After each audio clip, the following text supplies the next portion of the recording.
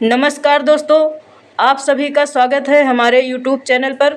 दोस्तों, आज हम बहुत ही सुंदर कथा आप सभी के लिए लेकर आए हैं, तो एक बार पूरी कथा ज़रूर सुने। भादों माह का एक सुनहरा रविवार था। सूरज की किरणें मानो आकाश से सोने की बूंदों की तरह बरस रही थी। राज्य का हर कोना सुनहरी रोशनी से नहा रहा था।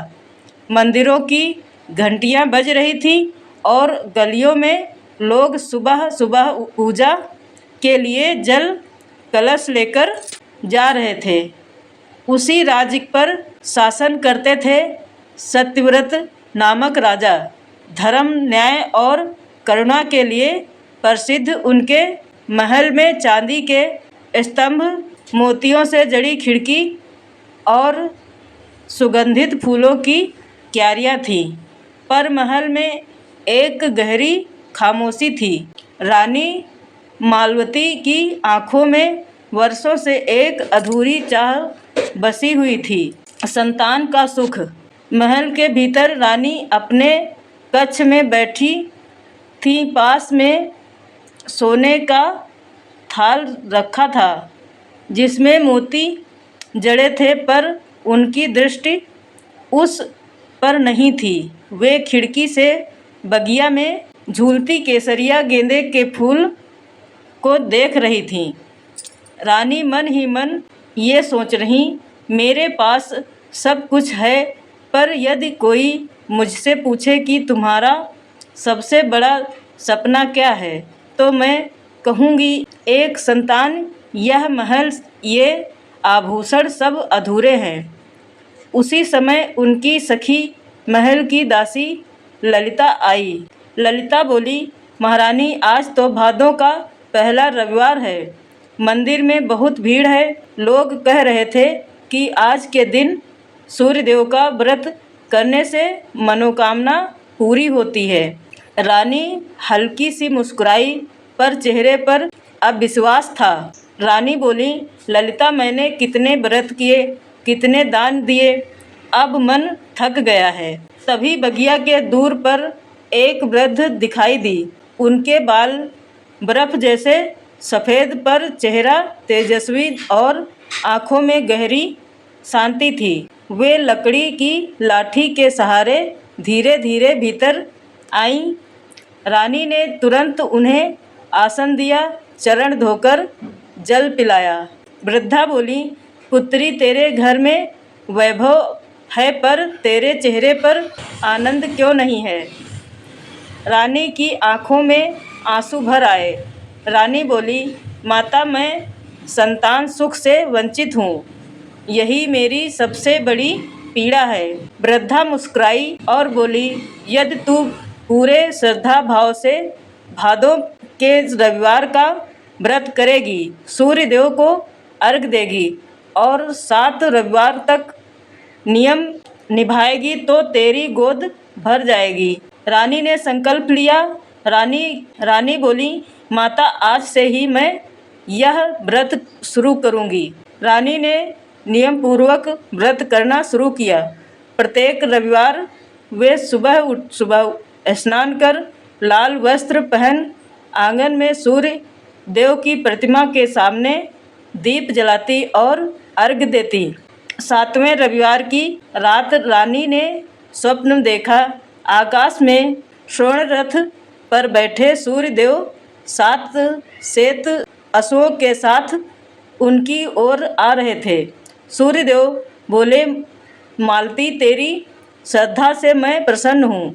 1 वर्ष बाद इसी दिन तेरे आंगन में पुत्र का किलकारा गूंजेगा। स्वप्न से जागते ही रानी का मन उत्साह से भर गया और ठीक 1 वर्ष बाद भादों के रविवार के दिन रानी ने एक सुंदर तेजस्वी पुत्र को जन्म दिया।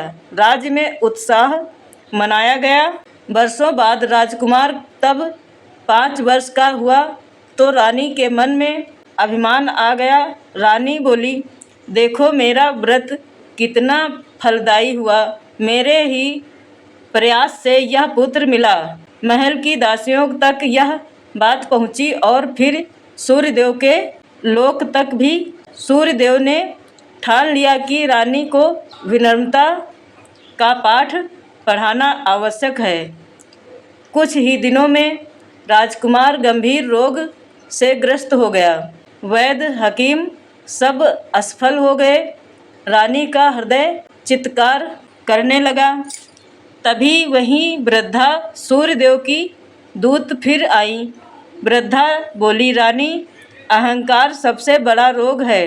यदि तुम पुनः पूरे सहज भाव से व्रत करोगी और यह मानोगी कि यह सब ईश्वर की कृपा है, तो तेरे पुत्र का जीवन बच जाएगा। रानी ने पश्चाताप पूर्वक हाथ जोड़े और व्रत आरंभ किया। व्रत पूरा होने से पहले ही राजकुमार स्वयं ठीक हो गया। राजधानी से दूर एक गांव में एक गरीब ब्राह्मण और उसकी पत्नी रहते थे। घर में रोज का चूल्हा जलना भी कठिन था। एक दिन ब्राह्मणी ने गांव की औरतों से सुना, भादों रविवार का व्रत करने से दरिद्रता दूर होती है। उसने पति से कहा। ब्राह्मणी बोली, जीवन भर गरीबी झेली है, अब यह व्रत करके देख लें। पहले रविवार को उन्होंने मुश्किल से एक लोटा जल और कुछ पुष्प जुटाए। पूजा के बाद घर लौटे तो देखा दरवाजे पर एक थाली में अनाज और वस्त्र रखे हैं। हर रविवार ऐसा होता रहा। 7वें रविवार के बाद उनके घर में अन्न धन की कोई कमी नहीं रही। दोनों ने समझ लिया कि यह सूर्य देव की कृपा है और जीवन भर यह व्रत करते रहेंगे। समय बीता, राजकुमार जवान हो गया। तभी पड़ोसी राज्य ने युद्ध की घोषणा की। युद्ध में राजा ने पुत्र को सेना का नेतृत्व सौंपा। युद्ध पर जाने से पहले राजकुमार ने महल से सूर्य देव के सामने प्रणाम किया। राजकुमार बोले, प्रभु, मुझे धर्म की रक्षा करने का सामर्थ्य देना। युद्ध में उसने अद्भुत वीरता दिखाई, शत्रुओं को परास्त किया और विजयी लौटा। राज्य में उसका स्वागत फूलों की वर्षा से हुआ।